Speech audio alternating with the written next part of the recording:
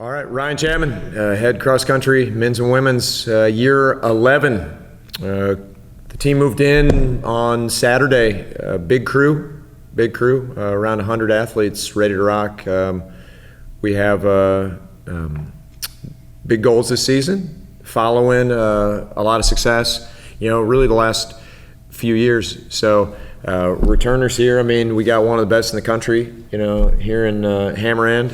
He's running for a national title this year, and senior Morgan Engel, was a solid pack runner in cross country last year, but really turned it up in track. Found herself conference champ in the 10,000 meter. Been putting a lot of miles in. So just two stalwarts here, and we got a lot more that wouldn't fit at this table. So excited about this season. Looking to do some special stuff. I'd love to answer any questions you have for me. As coming back this year, you guys have just had the craziest ways not to win that title. You guys have been so close to it. How does that motivate you going into this season? Because it's not like you guys were incapable of getting the championship. Go ahead, Hammer. Yeah. So obviously, you think about it, but it's a different group this year. We last 2 years has been same guys. It's like we knew who was going to score going into the season. This year, it's like, it's a different look, and so all of these guys know what the expectation is. The expectation isn't to be okay. No, the expectation is to be great. It's like we're going to ask a lot of things out of guys who have never had that asked of them. And it's like, so yeah, I think for me it might sting a little bit more than some of these guys who weren't quite there to answer your question entirely truthfully, but. Really, there's nothing to be sad or upset about the past 2 years. We've lost heartbreakers, but maybe this year we'll be the one to break the hearts, right? So that's just what we're hoping for. That's what we're planning on doing, and so it's like there's no reason to sit here and dwell on what could have been. It's like you can look at what can be. Yeah, and that's really how we operate. The journey's the goal, and we really believe that. Cross country is a goofy sport, and if for those who were around or remember, back in 2021, we went into a national meet ranked number 1, looking untouchable, and we absolutely fell apart. When we came back in 2022, with a new group of guys, and we went out and finished second in the nation. And I feel confident with the crew that we have. I think right now we're kind of overlooked, and I like that. Go ahead and overlook us. I think we got a pretty darn good team and a lot of guys that can really roll. They've been raising their hand for years. They just haven't been called yet. And now they're being called. So. For any of you, how has the new Bush Hanson Pavilion benefited the team since opening last year? Morgan, you want to take that one? Sure. It's filled with a bunch of different items of recovery, so Normatex rollers, different types of massage guns, and it's it helps our recovery almost. It's a great space to hang out with each other, just get closer as a men's and women's program. There's a TV up there, so we'll have movie nights up there a lot, and we preach recovery in this program. So being able to get different aspects of recovery outside of the training room or the pool, it's super helpful to us on a daily basis. Yeah, community's everything. Distance runners are very community based. You think about it, they're together year round. Just about. We got 30 guys who lived in Waverly this summer. So the more we can push community, the more we can focus on team. It's just kind of a cool advantage. So if anybody is hadn't been up there, pool table up there, table tennis, there's darts. I'm always looking for something. If somebody, I can get anything. As long as it promotes, fellowship and guys getting closer together. Talking about the race, getting pumped up for things. So what an advantage, what an opportunity, and that was truly a gift given us from our alums. So we're very humbled to have that space. Really, really excited for it.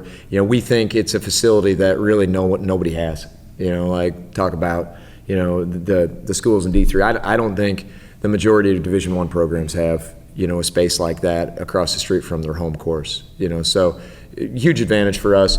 But most importantly, Less of an overt recruiting sale rather, and more of just a genuine place for community to continue happening, bonds to continue strengthening, which is going to show itself on race day. So. How do you do community with 100? Big number. Yeah. Well, I would argue it's even easier. I guess I would pose the other question. Some of the schools around us, even some of the state schools working with rosters of 10 or 12, I would say, how do you do community with 12? How do you do community with 10? We pose a question to every team. Because of our size, we're either going to be better because of our size, or we're going to be worse. And we need to be intentional about it. And even with our size, we are very particular on who makes that roster. It could be bigger. It could be 120.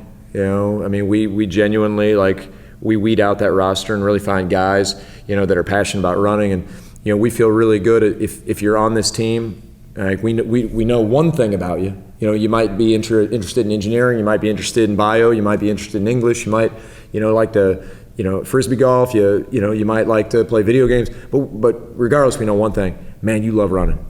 You love running. And when you can get, 60 some guys, 30 some gals together, who just love distance running, you're going to get, some really good stuff. You're going to really forge community. Remember when you were hired here 11 years ago, you seem to be more emphasizing the strength training side. Not that Coach Johnson didn't do a great job, but you focus on that. It seems to take this team to the next level. How much has the school's investment in those training facilities helped you? It's unbelievable. The things that we can do here, genuinely, I've had directors of, D1 state schools come up here and just be floored with what we can do. The fact that I have access to a pool when I want, that we have that weight room, that I have all sorts of recovery equipment. We have multiple, rows of exercise bikes to cross-train our kids. Obviously, the tracks are fantastic. So strength is just one component of it. We don't want to leave any stone left unturned.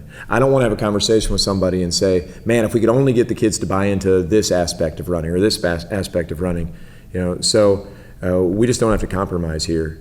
I can remember before I came up here, I was at a school and I had a great experience there, but we had no facilities.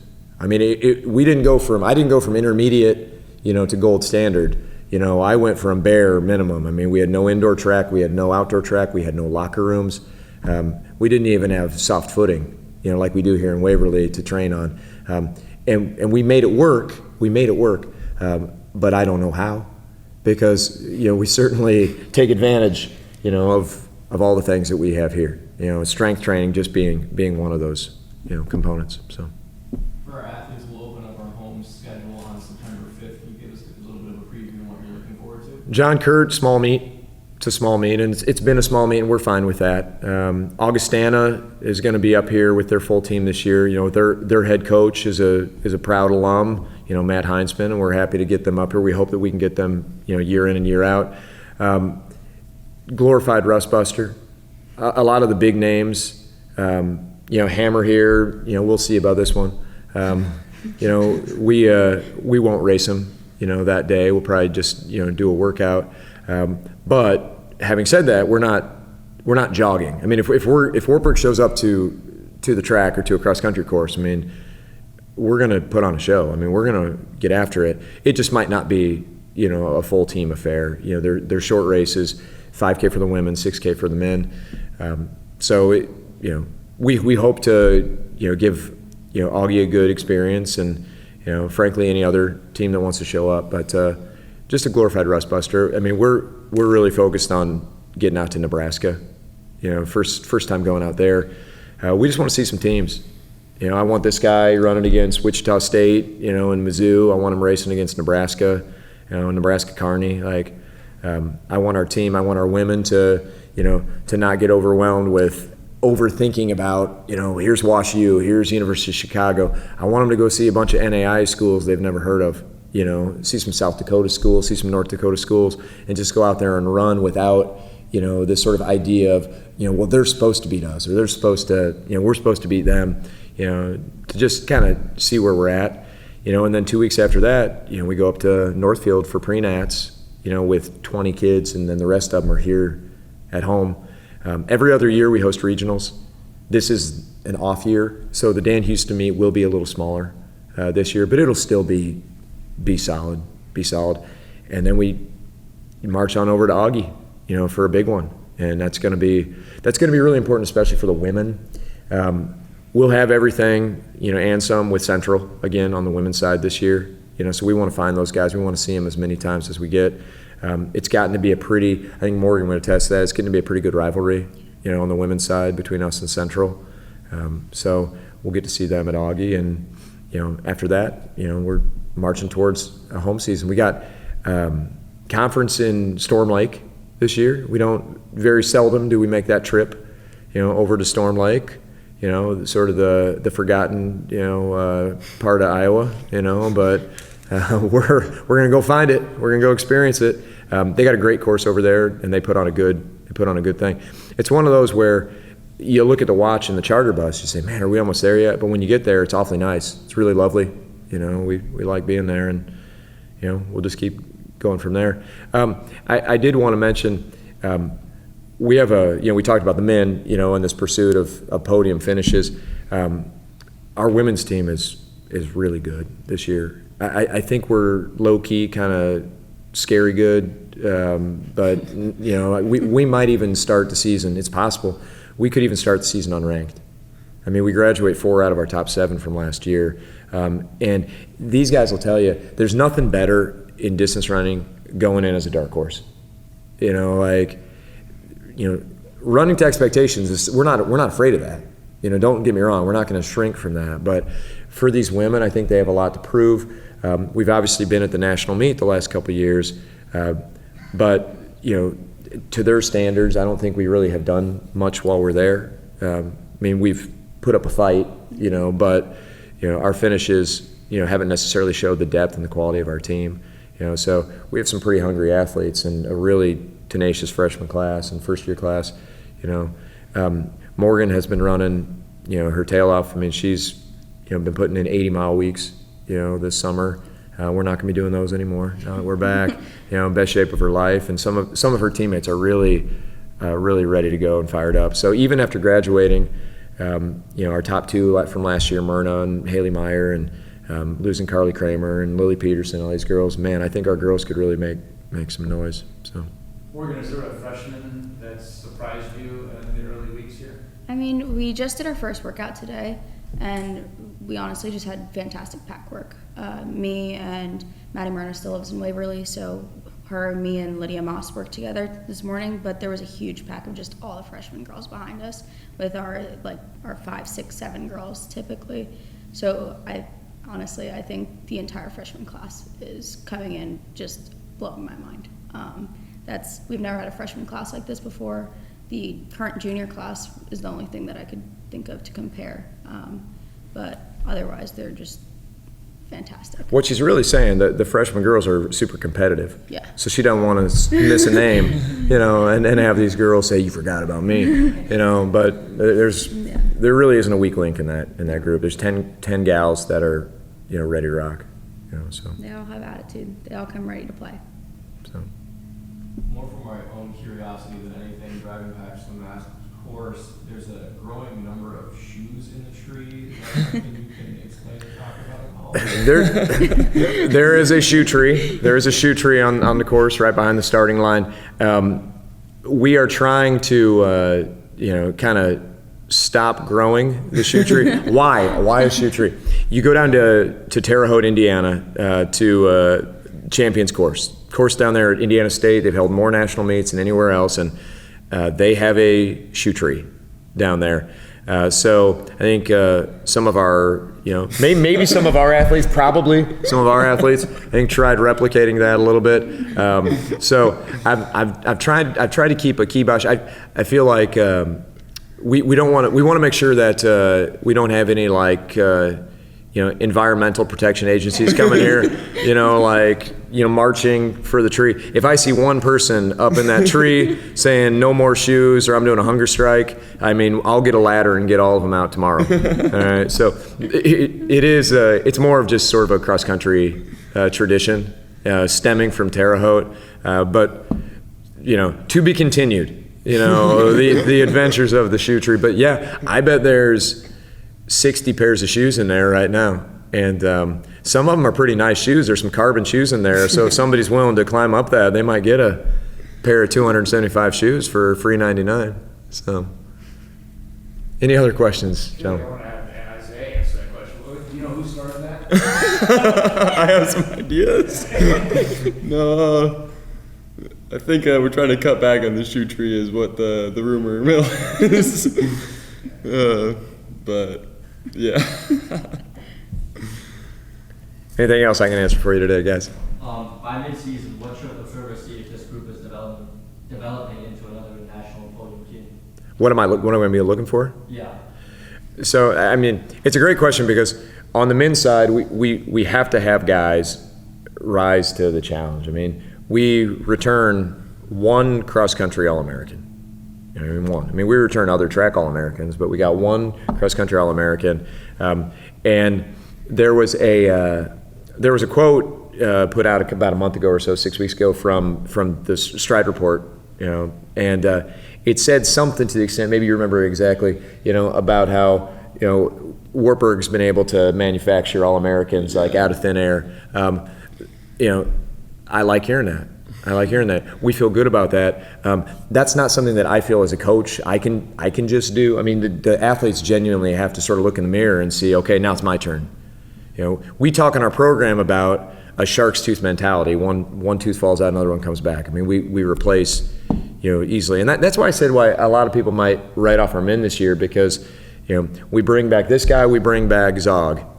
Like that's our top 7 guys, but you got a 14-20 guy and Aiden Buchanan, who's chomping at the bit, ready for his opportunity. You got some track guys that have been running sub 350 in the 1500, 351, 352 guys, 1430 guys, guys that just haven't necessarily had that opportunity. If they can see themselves as cross-country guys, what I mean by that is if they can see themselves getting out hard, settling into the right packs, not doing too much work in the middle, and then closing the race, genuinely saying, man, I'm gonna be a cross-country guy, not a track guy who's running cross-country, but a cross guy. For this semester, we have the bodies, like we have the people. So what am I looking for? I'm looking for those developments. Sometimes it's as simple as a choice. There's a line in the sand. Am I ready for this challenge? Am I ready, to move to this sport and really say, yeah, I can do it. For Hammer, the gun goes off, he goes to the front. That's what he knows. Some other guys, they're going to have to take that risk. Hammer may have to push him out of the nest. They're going to have to flap their wings a little bit. And I'm telling you, like, we got a lot of guys that are going to find, they don't just have little bitty sparrow wings, but man, they can soar. We got some harpy eagles over here, ready to do some damage. And then as far as the women go, we have so much depth on the women's side. I couldn't tell you what our top 7 is going to look like at the end of the year. We talk about the audacity of success. Like, being good is hard. Being good is genuine. It is a choice. We just have to have gals that are ready for the challenge, that are ready to do hard things, and really take those reins. Because if you have a team that says, if Morgan says, like, no, she's got it, well, she's going to immediately move to the back and let somebody else take her spot. Like, if we can get, not just 7, but if we can get 12, 13, 14, 15 women, saying, like, no, I got it, then we'll have it. It's a funny thing about athletics. It's not just running. Like, you are who you think you are. Just to sort of mirror that great quote by Dennis Green, playing the Chicago Bears years ago. You are who you think you are. If you look in the mirror and you see somebody incapable, you're incapable. If you can look in that mirror, and you can see yourself, on that podium, you can see yourself, leading the way, you can see yourself in that pack, confident and dominant. Like, there's a good chance that's what we're going to get on race day. So that's what we're going to be working towards. If we can see that mid-season out of our girls program, we know we're going to be in a good spot, moving into the end of the season.